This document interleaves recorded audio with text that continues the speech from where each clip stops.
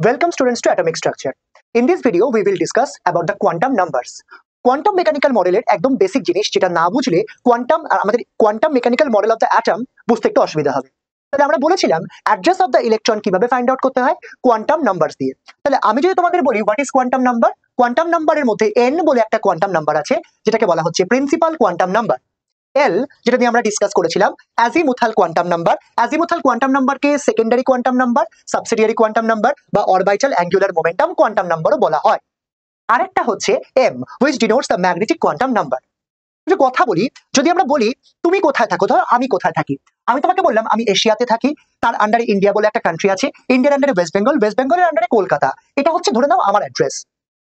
নাও ঠিক একইভাবে তোমার ইলেকট্রনটা কোথায় থাকে, ইলেকট্রনটা পার্টিকুলার কোনো একটা শেলে আছে, শেলের আন্ডারে অনেকগুলো সাবশেল থাকতে পারে, সেই শেলের আন্ডারে কোন সাবশেলে আছে, সাবশেলের আন্ডারে কোন অরবিটালে আছে, তার মানে সাবশেলের আন্ডারে অনেকগুলো অরবিটালস হয়, আবার অরবিটালের আন্ডারে কিছু স্পিনস হয়। তাহলে অরবিটালের আন্ডারে কোন স্পিনে আছে তবে গিয়ে আমরা বুঝতে পারবো কোন একটা পার্টিকুলার ইলেকট্রন ঠিক কোন জায়গায় থাকে।